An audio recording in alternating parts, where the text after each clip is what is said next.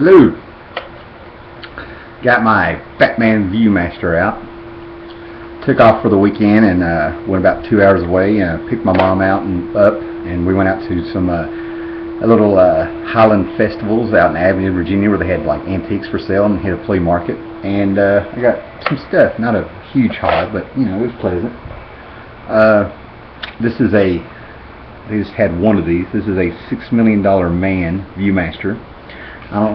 For people that don't remember these, I've got a ton of these in the back, but they're not the older ones. Relatively, but this is from gosh, when was this? 1974. It's one reel of the $6 Million Man from the TV show. You put them in your ViewMaster. The ViewMasters used to be red, and when I was a kid, we even had a blue projector to put them on a screen, and it makes 3D images. You know, it's very cool. I don't care what anybody says. So I got one of those. The coup de grace here, though, is that originally this was $19, but I got the 3 reels from the 70s King Kong movie. This one is excellent. I mean, even if you're not impressed with, you know, the ViewMaster and stuff, looking at this one, this is well done. Okay. What was the chick's name in it? There's a big 3D view of the girl. Oh man, what was her name? Can't live in one blank. I mean, the movie's even got, you know, the dude Jeff Lebowski in it.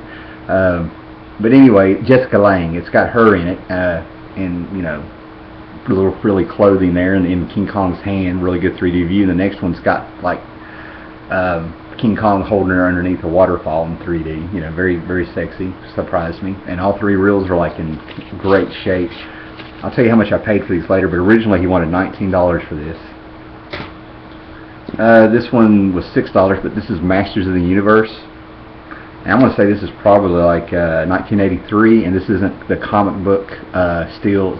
This isn't the stills from the cartoon. This looks like, you know, just like the art that came in little miniature books. Very thick, very cool. Some great shots in this one. These came with all 3 of them, and you know, great shape. Awesome. These 2 aren't complete, but they're still cool. It's they usually came with 3. Reels, but this one's 2. But this is they wanted originally $8 for this one. This was Space 1999, the TV show. And I never watched the show. But it looks like it's got Martin Landau. And it looks like it's got the mom from Lost in Space in the TV show. You know, it's from 1975. Yeah, I think it's 1975. And then this one I got Star Trek The Motion Picture, 2 out of 3 reels. This one is awesome. A little beat up, but not bad. It should be like 1979. Very cool.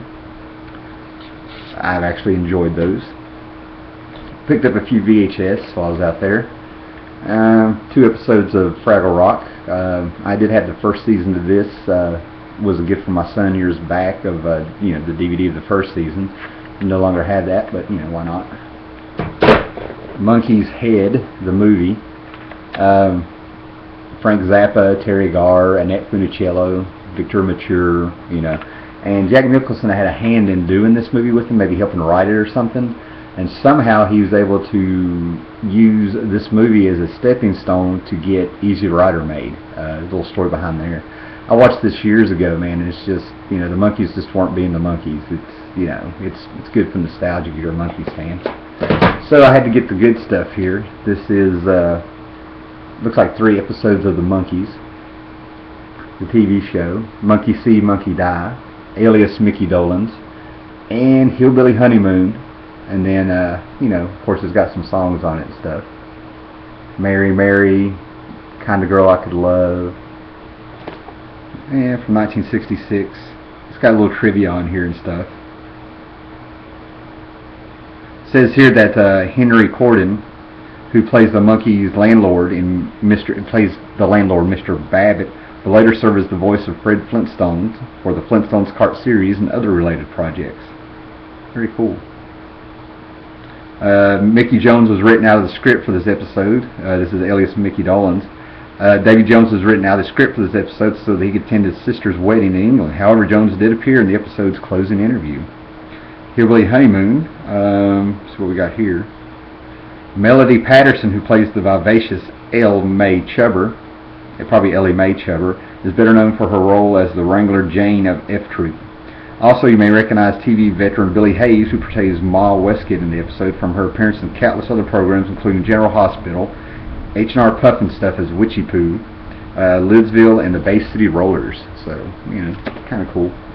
I had to get these two classics. I can't find these on DVD unless you get the whole set, and you know. But this is Escape from the Planet of the Apes. Okay, this was the third movie. What year did the movie come out? 1971. Now, I've read the book, and it's been several years. I have the book, the actual French book translated in English of Planet of the Apes. And this movie actually is more faithful to the book. If you just switched out the two apes and make them, you know, 2-3 apes and make them human, and the rest of the world, and modern as it is, apes, that was Planet of the Apes. And this is the one where Cornelius and Zira and somebody else travel back in time into modern day 1971, become celebrities when they figure out that she can talk, and they tell the tale of what happened in the future, you know. And then just had to get this one, even though Ernest Borgnine isn't, and I must be the only man that cannot stand to see Ernest Borgnine on screen. Nothing personal. You know, got the Black Hole with Anthony Perkins and, you know, Disney's Black Hole. I went ahead and got on VHS because it's really expensive around here, at least when you do find this on DVD. You know, I just don't want to put that much money in it. And of course, it's got Anthony Perkins and Maximilian Schell, Robert Forster, you know. So this is really cool. And it seems like this was like 19... Don't take my word on it, but it seems like this was 1979. But the movie actually has feels like it's older, you know. So good stuff. I did pick up a few books, and I was really amazed with the shape. I got this. Oh yeah. I forgot to tell you the ViewMaster stuff. The guy originally wanted $20 for it, and I talked him down to $10, which is actually a deal on that stuff, at least around here. But anyway, back to the comics. Real quick here, you got Bloodshot #1, and it is blowing my mind that this came out 20 years ago, and this thing is like brand new.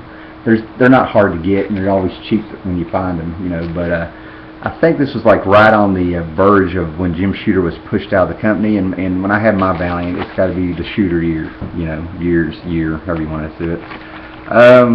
One of these is an upgrade. One of these, you know, is part 2.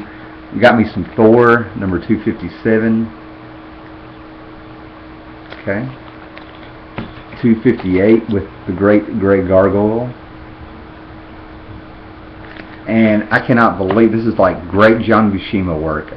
Tony DeZunga, I think, did the inking, and Len Wein did the scripting. He's the editor also. These are just great solid stories with some of Buscema's great work, and these have Kirby covers, which is just awesome.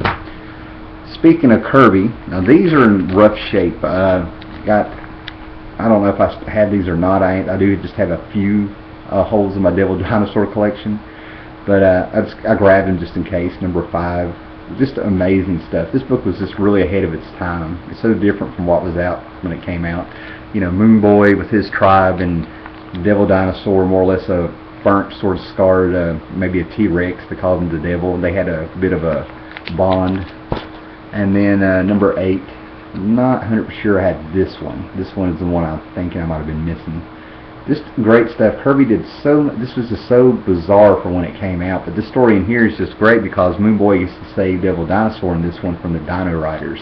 It was some cavemen, more or less, that figured out how to capture dinosaurs.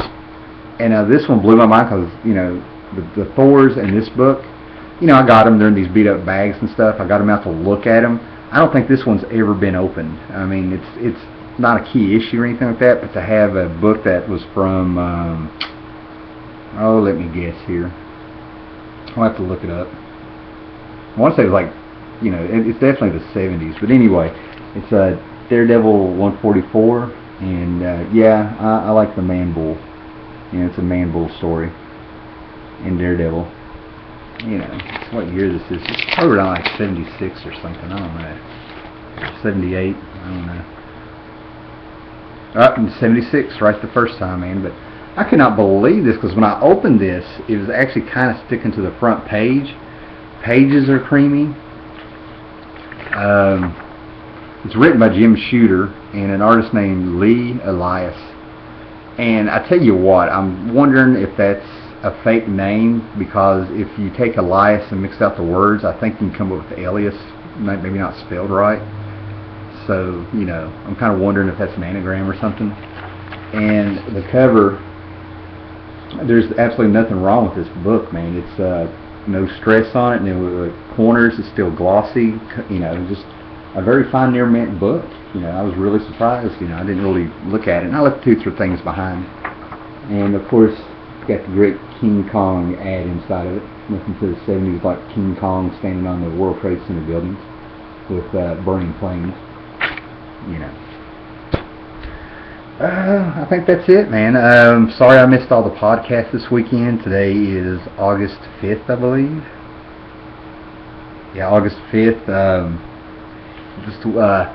Just got up Saturday morning early and got out of here. Was feeling kind of, wasn't feeling really well Friday night, and I figured if I didn't get up and get out of bed, nothing's going to happen. And it looks like the webcam is messing up, so we'll close this here. So, alright guys, just a little haul there.